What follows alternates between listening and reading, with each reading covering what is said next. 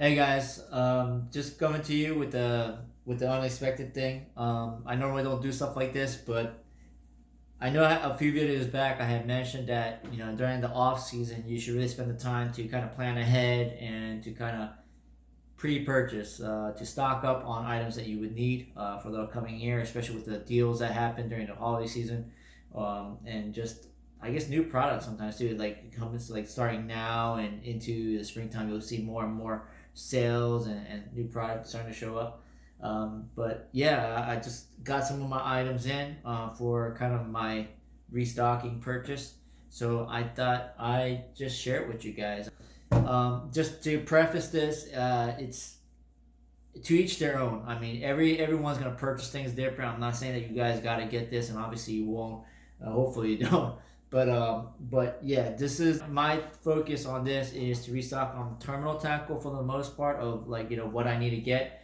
Mainly because I do tend to buy in bulk or a lot of it usually, and also for items that go on sale, I want to just give it a shot, right? So it's my opportunity to try to kind of try new baits without paying full price for it. So that's kind of the focus that I get into this, and also replacement stuff for stuff that you don't have, that you broke, that you um, just feel like you might need for new ventures that come up, right? So just think about what you need, plan ahead, and make your purchase based on that. And I think that there's still some pretty good deals out there. They're probably finishing up now just because we're starting to get into February now. But yeah, I'll get into this without further ado. Um, so speaking of trying new things new, I fish with a lot of plastics, but my main plastics are the Zoom paddle tails, small size, and also the Kitech paddle tails. But uh, I don't really have anything in the form of fluke with the style with the fishtails. So I did see these on sale. It's the tiny fluke. I got the white pearl and the smoking shad. My first initial thought for this was that I felt like going a little smaller was nice, and also something that's a slower fall and more of a suspending type of presentation. So I thought that these would be pretty awesome to match the little minnows and the small bait fish that are swimming around this time of year or on the surface. And also it'll be kind of a more suspended kind of presentation. So I thought this would be nice in trying to get the pickerel to bite. On top of that, I did feel like this would be a nice lure for snakehead because I don't know if you guys experienced this, but I've noticed that snakehead will chase, and they won't commit, and a lot of the frogs or the like the jig heads and stuff like that, it's either sinking or it's just kind of not very active. But the thing is, with this, on just a very basic, simple worm hook, it would actually have some movement, whether it's just be falling or whatever. I feel like it might entice the bite a little more. This is coming off my experience of actually using a crawfish after fishing for smallies. I noticed that there was some snakehead, so I tried to fish with that. It would not bite, but I took the craw and actually just put a regular bait hook because I didn't have any worm hooks at the time, and I played with the crawl on the surface, and the snakehead actually was enticed to bite. So I'm thinking that this would be a nice player in attacking some snakehead as well. And also like just going along with like this schooly fish, sea trout, stripers, maybe even some bluefish or something. I feel like this would be a good cheap option to kind of attack them. So I got these in an effort to try to see if these work out fine for that. Just another lure that I'm actually trying new this year is I fish with Z-Mans, and they work great for bass. So I did see this, and it's just a Z-Man with the just a regular hook, a jig head, and it comes with a single diesel minnow. I use the diesel minnows, and they have awesome motions or awesome action. So I thought the added chatterbait is pretty nice. So I'm gonna give this a shot and see how this works out. Once again, for the pickerel, for the stripers, and even for smallies, really, because I fish with a lot of spinner baits and stuff that stay suspended over the rocks for smallies. But I thought that this actually be nice, adding more vibration to the water to get them bite. So I'm gonna give it a shot, see how that works. So I started doing my research on Z-Man jig heads, and I noticed I came across these, the Finesse Eyes minnow style jig heads. The interesting thing about these is that I don't know if you guys see it, but there is a little wire barb on the back of it that actually faces the opposite way so that the bait can't come off. And if you guys all know, Z-Man is really hard to tear, so I think that it's gonna do its trick in holding it really well. I got a sorter size, all from 3/8 ounce all the way down to a 1/12 ounce. I'm gonna be using these with diesel minnows, and bigger paddle tails. I forget the name of it, to be honest, and some other swim baits. So hopefully this becomes a very big player for me this year. Along with that, just doing the research. I got these. They're called trout eyes and redfish eye. Honestly, they look almost identical, but what I noticed is that the trout eyes,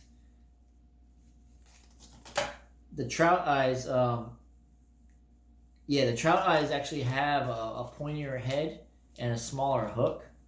And the redfish eyes are more of a rounded. The nose of the hook is actually the hook eye is actually closer to the nose of the jig head, and the hook is actually a lot bigger. I got a lot of the trout tricks, I think they're called, made by Z-Man to try to go for sea trout. I didn't. Unfortunately, I wasn't able to go after them this year as much as I wanted to. But trout speaking, the trout that I'm speaking of is actually sea trout, spotted sea trout or speckled sea trout in the bays and in the salt around our area. But hopefully I'm gonna get into that, especially because I will be going after the tournaments, or going into the tournaments that I mentioned that I would try to focus this year on. I'm gonna have to spread my game a little bit and widen my range of species that I do target. So hopefully I'm gonna get into the redfish. And this redfish, I mean, there's decent sized redfish around our area, so I did get this as well, just in case. And sometimes that bigger hook is really key. I know that it's tough to find big hooks on jig heads, so I think that this is going to be a big game player as well. And also, along with the bigger hook, you got the longer shank for the hook. So the bigger paddle tails, you could get the hook further down, and reduce that short bite, so to speak. So those are some of the Z-Man jig heads. Going along with the jig head thought, I guess.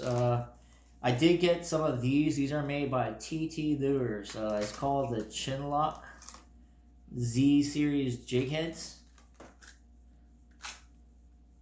I got these because, once again, the Z-Man tend to slip, and I was fishing with diesel paddle, the diesel minnows made by Z-Man, trying to fish for pickerel, and I was trying to whip it pretty hard, but every time, I don't know why, I even switched out the minnows to new ones, but for some reason the jig heads that I had the little notch and everything to hold the bait in place, but most of you know that the Z-Man is actually made a little different. So the plastic's a little different, so I guess it's not getting caught as like a typical softer plastic would. But the interesting about this is that there's that little you pretty much slide it over, and there's that little notch weight right there that actually is supposed to hook the lip of the swim bait and keep it in place. So it may work, it might not work, but I thought that I'd give it a shot. And it's a lighter presentation, so I, once again, kind of along with going with this. I don't think it would work with this per se because it's such a small bait, but I wanted to do more of a suspended mid column to a top column presentation. So we'll see if it works. I mean, if you guys know that have used these or something like this, and I'm completely wrong on this, feel free to comment below and tell me that I'm wrong, and tell me how to use these, because I've never used anything like this before. So yeah, just let me know if you guys could teach me something. So As you guys also might have seen in my previous videos, I mentioned that I'm trying to get more into the jigging for togs.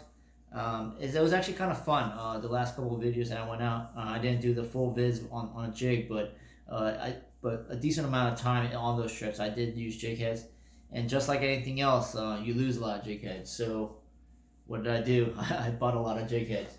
So I got 3 different color variations. You guys just see the whites that I was using on those videos, but I got a slightly brighter color, orange and the green. These are all called Tog Tamer jig heads, made by Mustad. Got a little bit more of a natural brown, and obviously the white that I've been using. I got an 1.5 inch, 2 and 3 ounce size. The 3 ounce, in my mind, I'm thinking I'm going to probably use it more on when I go out on a boat to fish for them. And the 1.5 ounces into 2 ounce, I feel like it was actually probably the best fit for at least the togging at the walls and so forth on my kayak. I didn't need it too heavy. The 2 got down just fine. If you read the description on their sites, they're saying that these were meant to fish in the 30 to 40 foot depth range, and I think that the 1.5 ounces and the 2 ounce worked fine. I was fishing down up to about like 25, 30 feet. So, and I think they were just getting us fine. The only complaint I kind of have about this, and it's not really the design per se, but because it's flat, when you drop it fast, it tends to turn on you and go sideways sometimes. But with that being said, once it does get to the bottom, I feel like, especially with the current coming on, obviously the bait's going to give it some resistance as well and make it float down. But with the flat head, I feel like I'm able to pick the bottom a lot easier. It might just be my mentality, or just me thinking something crazy in my head, but that's just how I felt. I haven't really fished with the rounded shape jig heads like most other guys would, and what you might most often see in stores. But I do fish with a jig head like that for flounder, and I feel like getting it down and pecking the bottom, it was a little trickier. But I don't know. Like I said, it might just be in my head, but these work fine for me for togging, and I like them. Just speaking of replenishments again, hooks, terminal tackles. I like to buy hooks in bulk, especially if I am going to use a lot of them, especially for togging. You know that I go through a lot, obviously all the snags. I ended up getting a size bigger, the 4/0, because I noticed that the 3/0 is fine for shrimp and so forth, but the 3/0, especially when you get into the crab, it sticks out barely. So I feel like I might have missed a few bites just because the hook size was too small to actually come out of the crab to hook the fish really well. But a slight change is that I got octopus beak hooks instead of the typical O'Shaughnessy 3/0 hooks that I typically get. Mainly because I noticed that a lot of people are using the Gamakatsu circle beak hooks, so I thought I'd give it a shot. And you don't know if it works or not until you use it a lot, right? So I got a pack of 50.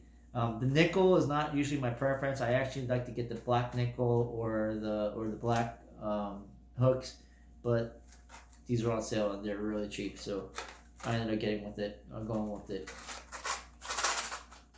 And I actually like Mustad because I feel like they have deals more often, to be honest. And yeah, I mean, once again, if you like the other hooks, they're awesome. Gamakatsu, Owner, all those other hooks, but Mustad, they're affordable and they work fine, and they rust out, and you'll have to change them out anyway. So why not go with something that's inexpensive, right? So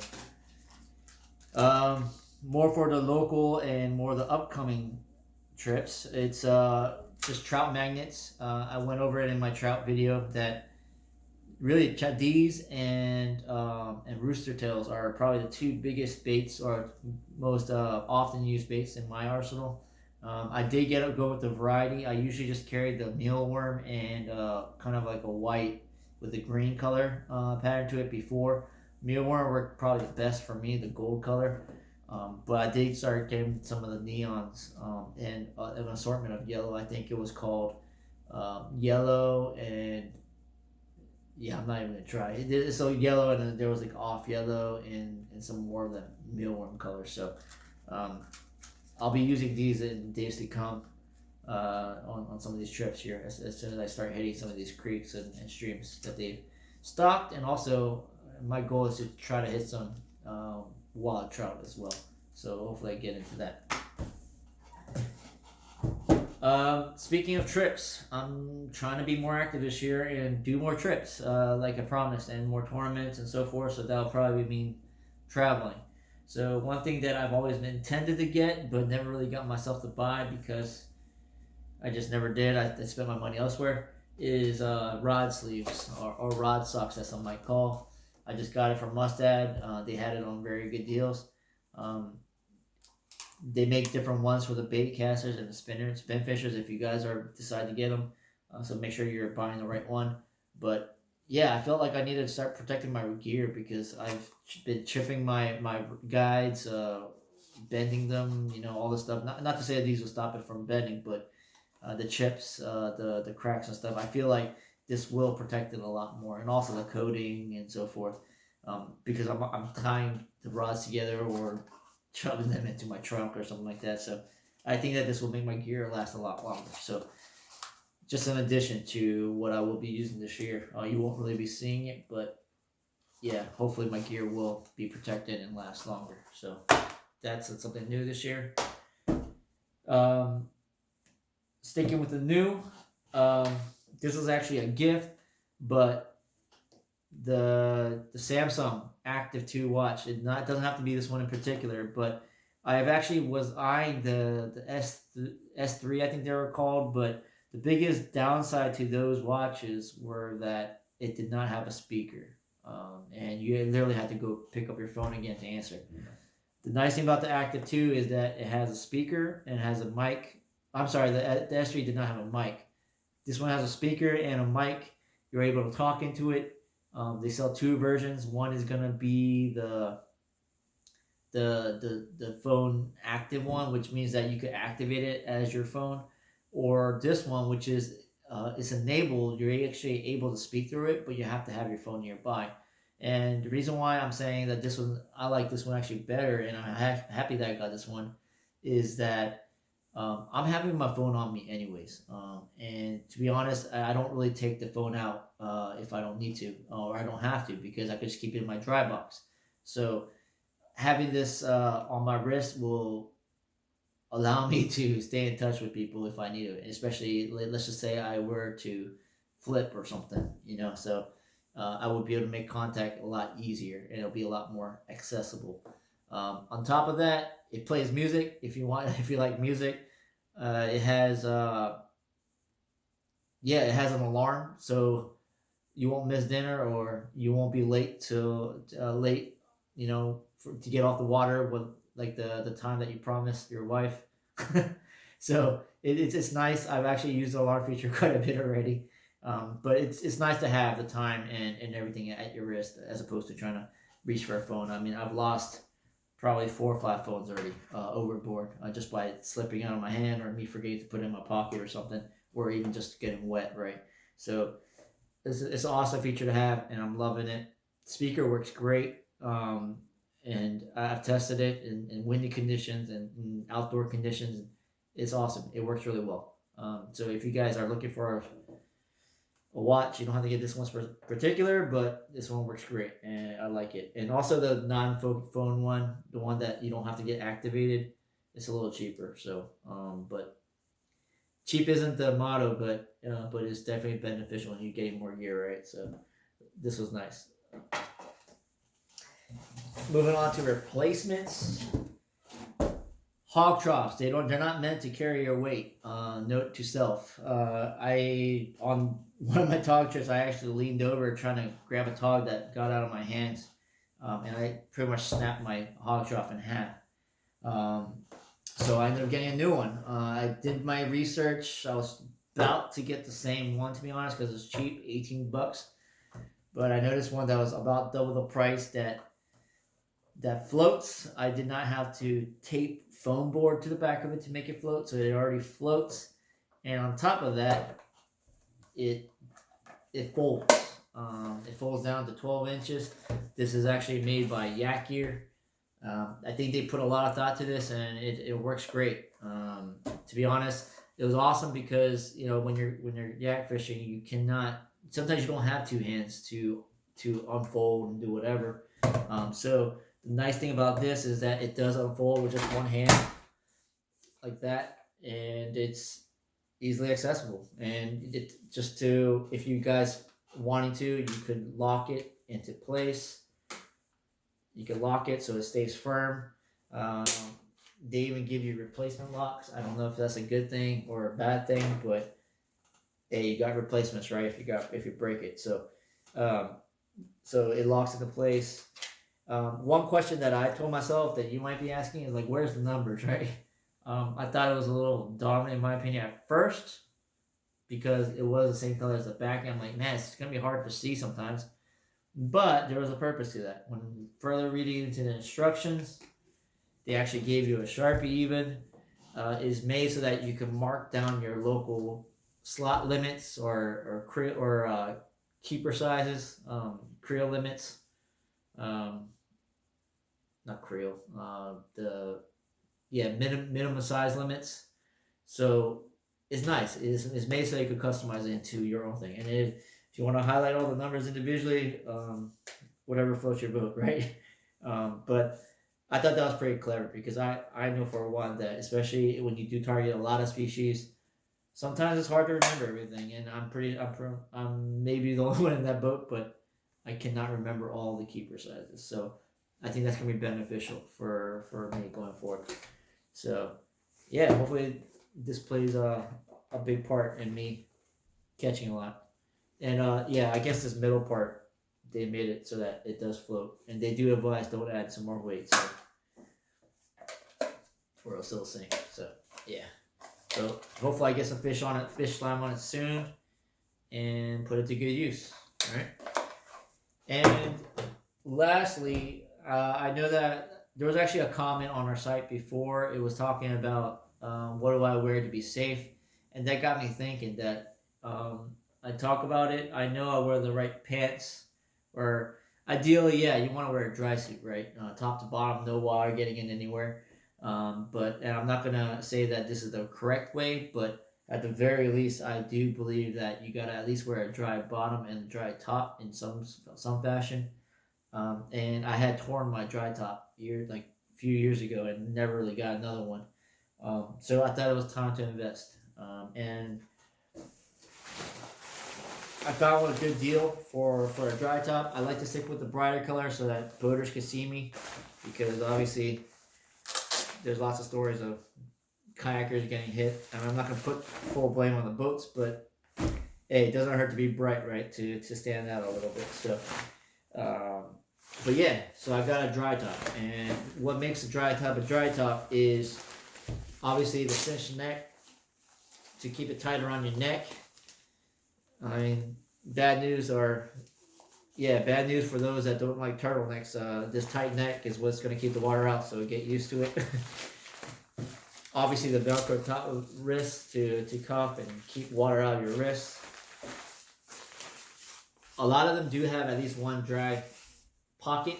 You can put your license, your keys, your phone, whatever you wish in here. And I feel like they actually do keep water out very well. The biggest mistake that I've made is that I don't fully zip it all the way to the top and leave a little crack open, and that will let water in. So make sure you're zipping it all the way. The biggest thing about this jacket, what got me leaning towards was that a lot of the cheaper dry tops only has a cinch cord on the waist, and that doesn't keep all the water out. It does keep a decent amount, but if you're flipped and you're sitting there in the water, it does not keep the water out because it's so stretchy and it's going to get in. This jacket actually had Velcro along the waist as well. This was actually a big thing that I actually liked, and I put it on and I've tried it, and I didn't jump in the water yet, but this is actually going to be a big game changer for me because I feel like this is going to keep out a lot more water than the bungee cord at the waist. So um, I will put it to use and let you guys know if this does work or not. Because I think one of the methods that I use is that I have the wader pants that actually comes up to my navel area, kind of a little lower, right around my belly button, and this will pretty much go over that wader, and there will be a wading belt on that pants as well. So this will just be another belt, so to speak, that goes on top of the wading pants as well. So I'm thinking that that's gonna do the trick, at least for what I do.